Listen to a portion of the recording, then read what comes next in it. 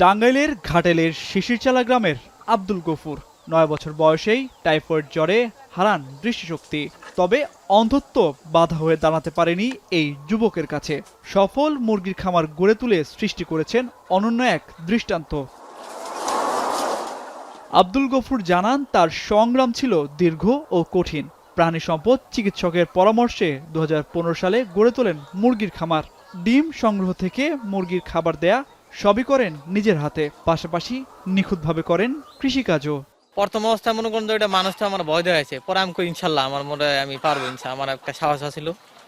আস্তে আস্তে আস্তে আস্তে মনে করেন আমি এটা আমার সাহস হয়ে গেছে, আমার মানুষ হয়ে আমি অনেক দেই। স্বজনরা জানান, ছোটবেলায় দৃষ্টিশক্তি হারালেও পরিবারের বোঝা হতে চাননি এই যুবক। সমাজের কাছে এখন সে আদর্শ।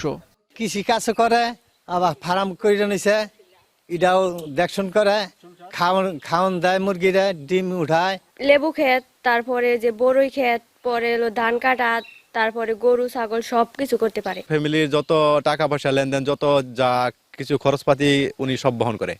প্রাণী সম্পদ বিভাগ জানায়, ১০ বছরে অনেক খামারই ঝরে পড়লেও অটল ছিলেন গফুর। তাকে সরকারি মেডিসিন বরাদ্দের পাশাপাশি সার্বিক সহযোগিতা করা হচ্ছে বলেও জানান প্রাণী সম্পদের কর্মকর্তারা।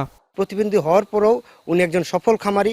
ওনাকে দেখে কিভাবে বেকার যুবকরা একজন বেকারত্ব দূর করে সফল হতে পারে, আমরা সেই গফুর একজন তার উদাহরণ, এবং তাকে নানা ধরনের সহায়তা দেওয়ার আমরা প্রতিশ্রুতি দিই। অনেক খামারি আছে যে সে সবকিছু দেখে, তার চেয়ে অনেক বড় শিক্ষিত, সে কোনো শিক্ষিত না, কিছুই জানে না, তারপর সে চোখেও দেখে না, তাহলে সে মুরগিরে বুঝে কি হবে, কারণ সে মুরগিতে সময় দেয়।